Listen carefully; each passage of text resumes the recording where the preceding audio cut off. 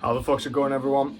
Back today with another video, and a long overdue one at that. I've had this in the works for months at this point.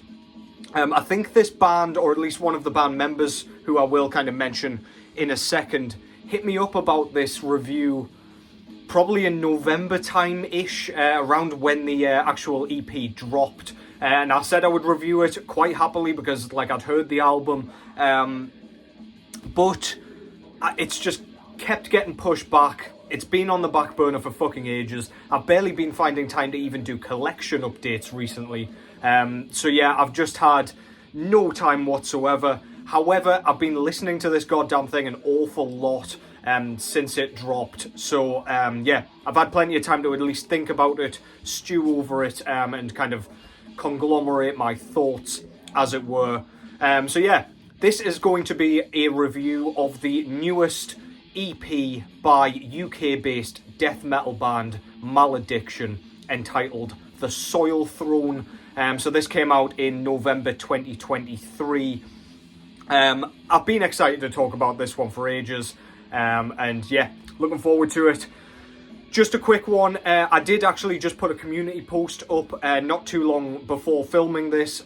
Unfortunately, the stream tonight with Dave and John that we had planned will not be going ahead. We'll have to postpone it due to unforeseen circumstances. Nothing to worry about, we just won't be able to do it tonight. We will kind of rearrange it and let you know what the details are with kind of when we'll be doing it next. But yeah, rest assured, we'll be back. Don't worry about us. All good in our camp over here. What we've got going in the background, first of all, if I can actually fucking say my words. So this is a CD that Sean the Beast sent me. I unboxed it in yesterday's kind of VCLT video. I did actually pronounce the band name. I thought it was Ancestral, but it's got quite clearly got an L on the end there, so it's Ancestral, which is a word, and that makes perfect sense. My dumbass just can't read. But yeah, this is the forgotten year, or unforgotten years, I should say, from 1993 to 1994. I've listened to this once all the way through. I guessed at Death Doom at the time of unboxing because I hadn't actually heard this before. It's actually a really kind of straightforward, traditional sounding death metal from Canada. Really good. 2 demos on this thing, I believe. And the latter demo kind of, I don't know, it sounds a bit raw. The vocals are a bit more high and piercing and more kind of towards the black metal realm of things. Very good. Again, nothing fancy, nothing too technical or progressive or anything like that. Just straight in your face, skin ripping, fantastic death metal. Go and give that a whirl. Absolutely brilliant stuff. Cheers again, Sean, for that one. That'll be on constant rotation over here. Wouldn't mind getting a vinyl copy if anybody has indeed pressed that as well. So if anybody's got that information, not sure if Memento Mori did one or what, but yeah, I'm kind of learning as I'm going along with this band. But yeah, so a little bit about Malediction first of all, before I get into the kind of nitty gritty of the actual release. So this is actually the first release in 23 years for this band. So they kind of, I think they formed in 1990 or thereabouts, and they were releasing like demos and EPs straight away from their incarnation around that time. And then I think their last release, well, it makes sense, their last release was at the turn of the millennium in 2000. And yeah, I don't know what happened. I don't know if they split up. I don't know if it was just a hiatus and they were planning on coming back at some point. Either way, they didn't until last year, November 2023. They came out with their 4th EP, entitled The Soil Throne. I believe this one was released through Cosmic Key Creations. I don't have the physical format at the minute, but I do intend to buy it. I've just not gotten round to it yet. I've got a fucking long ass list of things that I want to buy. It's just kind of been pushed back. But yeah, the guitarist of this band is called Rich Mumford, and he hit me up just asking if I wouldn't mind doing a review for this. I wasn't sure if he meant like a written review or indeed like a verbal review like this. But I feel like this is a better way of doing things like verbally, because I can actually get my kind of enthusiasm across about these releases, or my kind of disdain if I end up hating it. It just kind of, it's a little bit more human than if I just write it. So what I normally do is I write, and then I'll kind of use those notes to convey it verbally. So yeah, I thought I would do it this way. I can always do a written review for like Instagram or whatever later on. But yeah, this is a 5-piece death metal band, and I mean, they're listed as death grind, which I understand. I'll get into that in a second. With this release, there are definitely aspects of grindcore kind of milling around. I believe this band was based out of Middlesbrough early on, which is kind of not too far away from where I live here in Durham. And then later on, I think they were based out of Hull, which is Yorkshire in the UK as well. So yeah, that's a kind of very, very fleeting bio. I'm sure I missed shitloads of information there, but yeah, they've been around for ages basically, but they've also been very, very inactive for a long time. So yeah, how did this new release fare in terms of like rustiness, all that stuff? Because I mean, songwriting, unless you're doing it regularly, I imagine you get kind of writer's block every now and then. Let's start with the vocals here. Very, very prominent in the mix, if you ask me, and not really to my taste in general in terms of production. They sound really fucking cool. They're almost like a wheezed kind of growl. Very, very cool. Like, I love the sound of them. They're almost comparable to somebody like Nick Holmes out of Bloodbath and Paradise Lost. It's got that sort of sound, although I feel like our guys' vocals here are way, way stronger than Nick's are. Sorry, I haven't written down the names of the band members here aside from Rich. I do apologise. Metal Encyclopedia, you can go and look it up. But yeah, the vocals are super, super loud in the mix, like comfortably the loudest component on the album. Kind of completely overshadows everything else: guitars, drums, bass, everything. And it takes a minute to kind of acclimatise to it. When I first heard the first track, I was thinking, have they got this right? Like, I'm sure it's purposeful, but it just made me... It's not the kind of production and mixing approach that I'm kind of accustomed to, if you will. But yeah, very, very cool. It sounds really, really, like, nasty. There are some really cool drawn-out wretches, which you know I love. I love those kind of unhinged, really, like, swampy sounding, like when it just, there's a bit of an accent like added to it, to each like syllable or the end of a sentence. I really, really love that shit. It just adds a nice flair rather than it just being kind of monotonous, kind of in a corpse grinder-esque way or anything like that. There were elements of a kind of gore grind, I thought, in the vocals, particularly on the track Sky-Written Rapture. The very beginning of that track, I thought, wow, like I'm really hearing the grindcore influence here. I don't know what it was. It was like a bit more gurgly. I don't know if like the mixing track by track on this sounded a little bit different to one another, which I thought was quite unusual. I don't know if it was purposeful, but yeah, I got a gore grind kind of feel from that. But yeah, vocals, I like them. I like the sound, but for me, if I was to kind of I don't know, suggest something for the next album or next EP, whatever it is they do. They haven't actually had any full-length albums yet. So, yeah, whatever they next decide to do, I would like the vocals pushed a little bit further back. Which brings me to the drum work here, which is, you can't ignore the drums on this album because they've got a similar sort of issue production-wise. The drumming, like the snare drum, is really, really prominent. It's got that kind of almost tinny, like hollow sound to it that brutal death metal bands use and also death grind bands would use.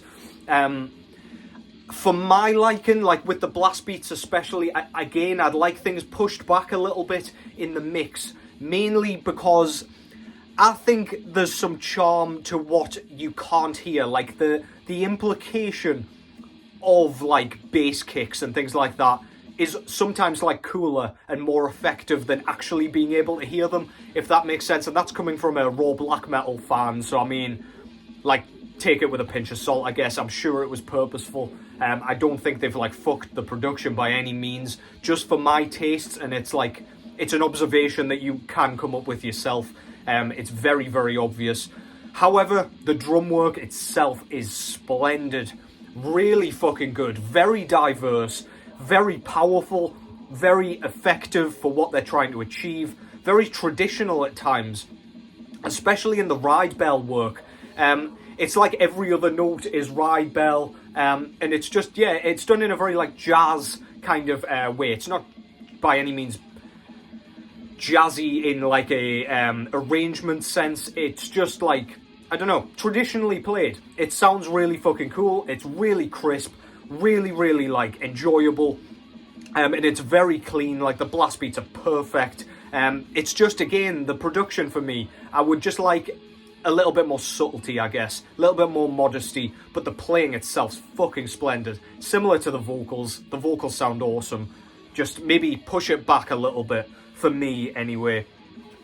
There were tracks, as I said, where the drumming sounded a bit more suppressed. The track, the Omerta Masquerade, the blast beats were pushed much further back, and I thought, yeah, that's the perfect sound for me.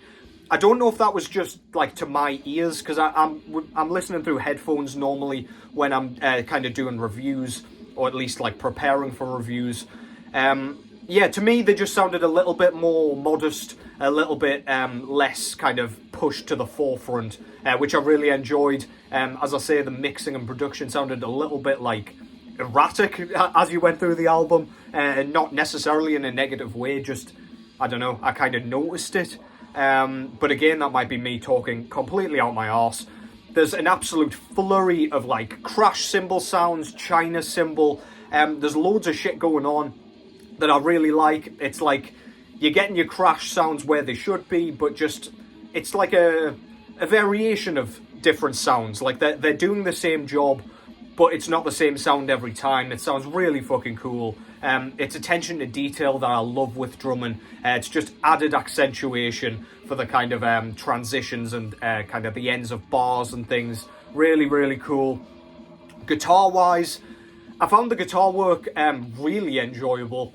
I thought it was kind of a bit of a Swedish approach. You've got the kind of melody and the almost emotive side of Gothenburg-style death metal. And then we've got that grit and the sawing nature of the rhythm guitars, akin to Stockholm bands, much in the same way to the kind of early 90s sort of Stockholm bands as well. The melodies used like that, very prominent, very, very kind of noticeable. You can hear everything, but it's not too technical. Like it's a bit more twiddly than the rhythms are. Like it's meat and potatoes kind of rhythm work in a Stockholm sense. Like it's grinding, it's nasty, it's crusty sounding. But yeah, we get that little bit of a delicate edge with the lead work, which I really, really like.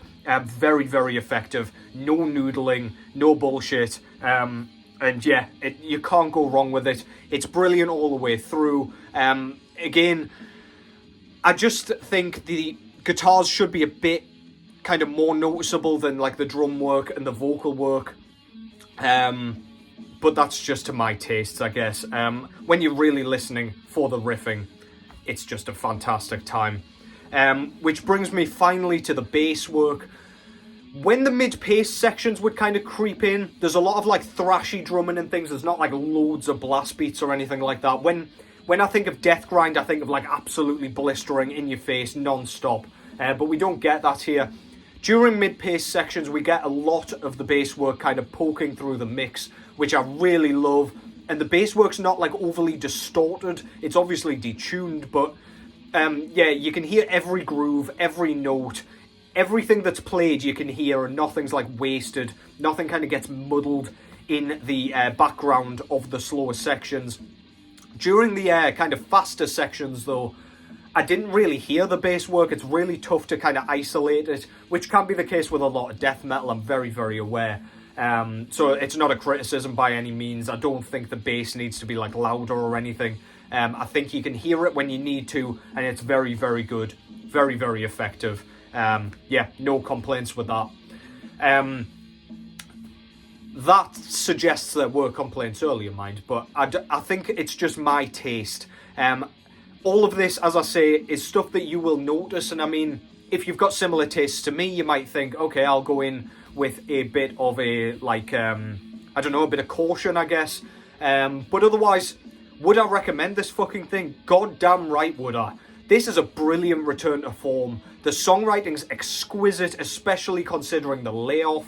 I mean, ring rust's a thing with, like, fighters coming back after layoff upon layoff or whatever, like, time off, basically. And I think that's probably the same with bands. You must be out of practice, especially with playing so fast and so aggressively. I think this is a wonderful return to form. I really enjoy this EP. It's around 25 minutes long off the top of the head. And yeah, it doesn't outstay its welcome. It's a punchy, really, really well done and really enjoyable return to the fray for Malediction. Absolutely killer. These guys just played Dead of Winterfest, and I don't know how busy they're going to be with touring and things, but I really hope to see them, like, continuing with this, doing a few more releases, maybe get a full length under their belt as well, because based on this, I mean, 25 minutes isn't far away from full length anyway. I think they're more than ready for a kind of more extensive release. Yeah, if you like Swedish death metal, if you like kind of death grind but more on the death metal side, then absolutely you are going to enjoy this. Really recommend it. Thank you to Rich for approaching me to review this thing. I don't have any complaints with this. I really, really don't. Just for my tastes, some of the production choices aren't necessarily like exactly what I would do or want from this kind of album. But yeah, there are lots of people that will absolutely love this thing. I will be buying it for sure. It's just, yeah, I've got to kind of say what I hear, say what I see, sort of thing. So yeah, that's my review. Hope you've enjoyed it. I'm a little bit out of practice with the kind of verbal reviews because I mainly don't use notes, ideally. I write them all down just in case I forget a vital piece of information. But yeah, I'm normally just off the cuff, sort of rambling and things like that. So yeah, hope you've enjoyed that. Please go and check this out. That's Malediction with the Soil Throne. But yeah, hopefully it won't be too long before I return. Should be able to crank out a few more videos in the coming days. But yeah, hope you've enjoyed your weekend so far. Happy St. Patrick's Day for those who pretend to be Irish. Take care as always. And I will catch yous in the next one.